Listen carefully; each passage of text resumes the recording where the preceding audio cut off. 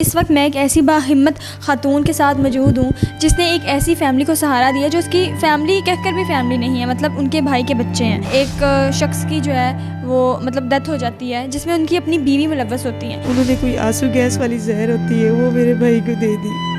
اپنے بچوں کو چھوڑ کے 5 بچوں کو چھوڑ کے ان کو یتیم کر کے کسی دوسرے شخص کے ساتھ شادی کر لیتی ہیں۔ میری بھابھی فون کرتی ہے، ہمیں کہتی ہے کہ وہ رات سے گھر نہیں آیا، آپ لوگ آ کے ڈھونڈے، اسے کہاں گیا۔ 2 دن ہم اسے ڈھونڈتے رہے کہ تیسرے دن جا کے ہمیں ملا تھا۔ یہ 2 ماہ کی حاملہ تھی میری بھابھی، اور جب یہ 9 ماہ کی ہوئی ہے تو بھابھی نے سب کیس ہی وہیں کے وہیں رہ گئے، بچے بھی وہیں کے وہیں رہ گئے، بھابھی نے دوسری شادی کر لی۔ شعیب، جب آپ کی اماں کی مہندی تھی تو آپ اپنی اماں کے پاس گئے تو اماں نے کیا جواب دیا آپ کو؟ قرآن پاک لے کر کے ہم اماں کی گود میں رکھا، میں نے کہا اس پاک کلام کا واسطہ، اللہ کا واسطہ ہمارے پاس واپس آ جائے، لیکن انہوں نے ایک بات بھی نہیں سنی۔ ادھر سے نانا بوا ہے مجھے دھکے دے کر گھر سے باہر نکال دیا۔ ایک ظلم تو انہوں نے ان کو چھوڑنے کا کیا، اس کے بعد دوسرا ظلم یہ کیا کہ ان کو چھوڑنے کے بعد وہ انہی کے گھر کے سامنے والے گھر میں آ کر رہنے لگ جاتی ہیں۔ السلام علیکم ناظرین، آپ دیکھ رہے ہیں میرا اپنا چینل اور میں ہوں آپ کی میزبان نمرہ علی، اور اس وقت میں ایک ایسی باہمت خاتون کے ساتھ موجود ہوں جس نے ایک ایسی فیملی کو سہارا دیا جو اس کی فیملی کہہ کر بھی فیملی نہیں ہے، مطلب ان کے بھائی کے بچے ہیں۔ کچھ عرصہ پہلے ایک شخص کی جو ہے وہ مطلب ڈیتھ ہو جاتی ہے جس میں ان کی اپنی بیوی ملوث ہوتی ہیں، لیکن پھر اس کے بعد ان کی ڈیتھ کے بعد ان کی بیوی اپنے بچوں کو چھوڑ کے 5 بچوں کو چھوڑ کے ان کو یتیم کر کے کسی دوسرے شخص کے ساتھ شادی کر لیتی ہیں۔ کیسے یہ معاملہ جو پیش آتا ہے، کیسے یہ قصہ شروع ہوتا ہے، ہم جانیں گے بچوں کی پپھوں سے۔ ہمارے ساتھ موجود ہیں۔ السلام علیکم۔ وعلیکم السلام۔ کیسی ہیں آپ؟ اللہ کا شکر ہے۔ اچھا، سب سے پہلے مجھے اپنا نام بتائیں۔ شمشاد بی بی۔ شمشاد بی بی، مجھے یہ بتائیں کہ یہ جو بچے میرے ساتھ بیٹھے ہوئے ہیں، 5 بچے ہیں، ان کے والد صاحب کون تھے، ان کی والدہ کون تھی، ان کے والد صاحب کی ڈیتھ کیسے ہوئی، اور ان میں آپ کے کہنے کے بقول کہ ان میں ہمیں لگتا ہے کہ میری بھابھی بھی شامل ہے، آپ کو کیسے لگتا ہے کہ بھابھی بھی شامل ہے؟ کبھی ان پہ شک تھا یا شادی کے جب ان کی شادی تھی تب کوئی ایسا معاملہ ہوا تھا جس سے آپ کو پتا ہو کہ بھائی میری بھابھی نے ہی میرے بھائی کو مروایا؟ نہیں، ہمیں پہلے کوئی شک نہیں ہوا تھا، ہمارے ساتھ بہت اچھی تھی جب میرے بھائی تھے۔ میرے بھائی دودھ سپلائی کرتے تھے اور لین دین تھا، انہوں نے کوئی آنسو گیس والی زہر ہوتی ہے وہ میرے بھائی کو دے دی۔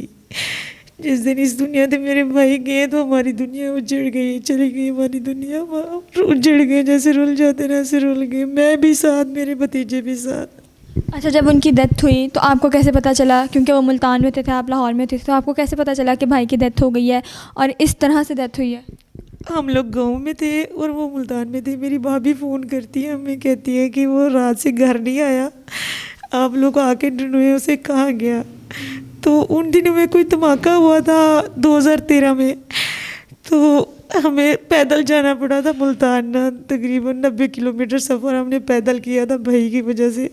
2 دن ہم اسے ڈھونڈتے رہے کہ تیسرے دن جا کے ہمیں ملا تھا، وہ بھی سوکھا ہوا۔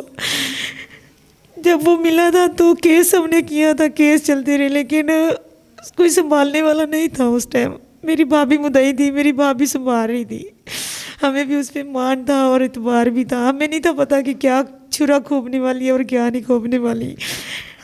2-2.5 سال گزرے تو یہ بھائی جب اللہ کو پیارے ہوئے تب یہ 2 ماہ کی حاملہ تھی میری بھابھی، اور جب یہ 9 ماہ کی ہوئی ہے تو بھابھی نے سب کیس ہی وہیں کے وہیں رہ گئے، بچے بھی وہیں کے وہیں رہ گئے، بھابھی نے دوسری شادی کر لی، اس کے پاؤں سے چاندی کی پہلے بھی اتار کے لے گئی۔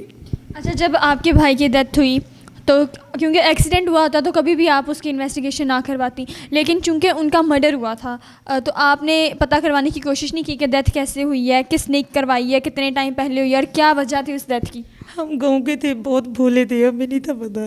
بھابھی کہتی تھی میں کر رہی ہوں، وہ ڈیلی ہمیں بھی ساتھ لے جاتی تھی، لیکن وکیلوں سے بات کرنا، اندر عدالت میں پیش ہونا وہ خود ہوتی تھی، ہم پیر کھڑے ہوتے تھے۔ تو بعد میں کوئی 1 سال تقریباً ہونے والا تھا تو کہتی ہے رپورٹ آ گئی ہے، تو رپورٹ میں آیا کہ آنسو گیس والی انہوں نے زہر دی ہے۔ تو میں نے کہا بھابھی آپ آگے، کہتی آگے انشاءاللہ ہم اس کو سزا دیں گے، ان کو سزا دلوائیں گے۔ سزا دلواتے دلواتے وہ ہمیں سزا دے کے چلی گئی۔ اچھا، جب آپ کے بھائی کی ڈیتھ ہوئی اس کے کچھ عرصے بعد یہ جو بچی ہے جو ان کی ذاتی اپنی اولاد ہے ان کو چھوڑ کے وہ چلی گئی، کہتے ہیں کہ ماں جو ہے ایک ایسا شخص ہے، ایک ایسی عورت ہے، ایک ایسی خاتون ہے کہ جو اپنا پیٹ بعد میں پالتی ہے، پہلے اپنے بچوں کا پالتی ہے، اپنے منہ سے نوالا نکال کے وہ اپنے بچوں کا پیٹ بھرتی ہے۔ لیکن یہاں پر بالکل کہانی الٹ ہے، ایک ماں اپنے 5 بچوں کو چھوڑ کے اپنی چھوٹی سی بچی 9 ماہ کی اس کو چھوڑ کر جو ہے اس کے پیروں سے پائل اتار کر چاندی کی لے جاتی ہے اپنی زندگی گزارنے کسی اور شخص کے ساتھ. اچھا جی, انہوں نے جس کے ساتھ دوسری شادی کی, کیا آپ ان کو جانتے تھے یا وہ ان کو جانتی تھی؟ ان کی لو میرج تھی, ان کے ساتھ ان کا کوئی ریلیشن شپ تھا, شادی کے دوران کوئی افیئر چل رہا تھا ان کا؟ ہمیں کچھ نہیں پتا, ہم اس کو نہیں جانتے, نہ وہ ہماری برادری کا ہے نہ ہم اسے جانتے ہیں. ہمیں بعد میں ہی پتہ چلا کہ انہوں نے شادی کر لی ہے, کیونکہ ہمیں تو بول کے گئی تھی کہ میں اپنی بہن کے گھر جا رہی ہوں. ان تینوں بیٹیوں کو ساتھ لے گئی تھی, لیکن خود نہیں آئی. یہ بچیاں ان کے نانا دے کے گئے تھے ہمیں کہ اپنی بچیوں کو سنبھالو, میں نے اپنی بیٹی کی شادی کر دی ہے, لیکن وہ جھوٹ تھا. 8 دن بعد پھر اپنے ماں باپ کے گھر آ جاتی ہے. وہ وہاں سے یہ لا کر بیمار ہو جاتی ہے. ان دنوں میں ان کی شنائیاں بج رہی تھی اور ہم اللہ کر رہے تھے کہ اللہ سے ہمارے بھائی کی آخری نشانی ہے, بچ جائیے نہ مرے, اس سے کچھ نہ ہو.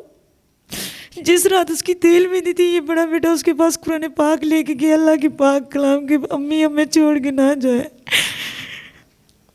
آگے سے اس کے نانے نے اس کو گھر سے نکال دیا.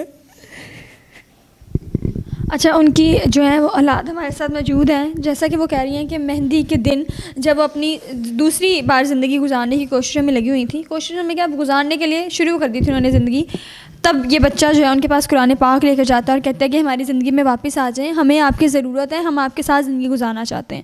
تو ان سے جانتے ہیں کہ کیا ہوا تھا, کیا ان کی والدہ نے ان کو جواب دیا, کیا نانی امی نے ان کو جواب دیا. السلام علیکم. وعلیکم السلام. کیا نام ہے آپ کا؟ شعیب. شعیب, جب آپ کی اماں کی مہندی تھی تو آپ اپنی اماں کے پاس گئے تو اماں نے کیا جواب دیا آپ کو؟ قرآن پاک لے کر گیا, اماں کی گود میں رکھا, میں نے کہا اس پاک کلام کا واسطہ, اللہ کا واسطہ ہمارے پاس واپس آ جاؤ. ابو تو اللہ تعالیٰ کی رضا کے ساتھ چلے گئے, آپ تو ہمیں چھوڑ کر مر جاؤ, اور کوئی بنے نہ بنے, میں بڑا ہو کر آپ کا سارا ضرور بنوں گا. لیکن میں نے ایک بات بھی نہیں سنی. ادھر سے نانا بوا ہے میرے دھکے دے کر گھر سے باہر نکال دیے, کہتے جاؤ تمہاری یہاں پہ کوئی ماں نہیں رہتی, کوئی ماں نہیں. میں نے کہا بات تو 1 منٹ کر دینا. اس نے مجھے دھکے دے کر گھر سے باہر نکال دیا. اچھا, جب انہوں نے نکال دیا پھر اس کے بعد آپ نے کیا سوچا؟ کیونکہ آپ ان کے پپھو ہیں, آپ نے شادی کے بارے میں نہیں سوچا, کیونکہ تب آپ کی 8 سال پہلے کی بات ہے یہ, تو تب آپ چھوٹی ہوتی ہوں گی, 18 سال کی. آپ نے نہیں سوچا کہ میں نے شادی کرنی ہے, میں اپنی زندگی گزارنی ہے, میں ان بچوں کو لے کر کیسے زندگی گزاروں؟ میں نے دھکے بہت گئے. میں نے مل میں کام کرنا شروع کر دیا تھا. ادھر گاؤں میں محنت مزدوری جو کھیتوں میں کرتے ہیں وہ عورتوں کے ساتھ مل کے وہ کرنی شروع کر دی تھی, لیکن میں پھر بھی ان بچوں کی ماں نہیں بن سکی. اس بچی کو آج بھی ہے کہ کیا امی آپ لوگوں سے پیار نہیں کرتی تھی, آپ لوگوں سے کرتی تھی, وہ کیسی دکھتی تھی, وہ کیسی تھی, اس کی شکل کیسی ہے. یہ آج بھی مجھ سے یہی سوال کرتی ہے کہ مما ایک بار مجھے دکھاؤ تو صحیح وہ ہے کیسی. اچھا, ایک ظلم تو انہوں نے ان کو چھوڑنے کا کیا, اس کے بعد دوسرا ظلم یہ کیا کہ ان کو چھوڑنے کے بعد وہ انہی کے گھر کے سامنے والے گھر میں آ کر رہنے لگ جاتی ہیں. تب بچوں کی کیا کیفیت ہوتی ہوگی کہ ماں جو ہے وہ گھر کے سامنے رہتی ہے لیکن پھر بھی ہمیں ملنے نہیں آتی, ہمارا حال چال نہیں پوچھتی. بچوں سے سوال پوچھتی ہوں, بچوں کبھی امی آئی ہیں آپ سے ملنے, یا امی نے کبھی پوچھا ہو میرے بچے کیسے ہیں, کھانے وغیرہ کیسے ہیں, پپو خیال رکھتی ہیں کہ نہیں رکھتی, اس طرح سے کبھی امی نے آ کے پوچھا؟ نہیں. کیوں, کیا وجہ؟ آپ نے نہیں کبھی امی سے کہا کہ امی ہم آپ کے گھر کے سامنے رہتے ہیں, کبھی آپ ہمیں دیکھنے ہی آ جایا کریں؟ جب وہ باہر ہی نکلتی تھی تو ہم کیا کرتے؟ وہ آپ کو ملنے نہیں آتی تھی؟ بالکل نہیں. کبھی خواہش ہوئی کہ آپ خود جائیں, جو آپ کی امی ہیں ان سے ملیں, ان کے جو بچے ہیں ان سے ملیں؟ بہت کوشش کرتے تھے لیکن نہیں ہوتا تھا ہمارے سے.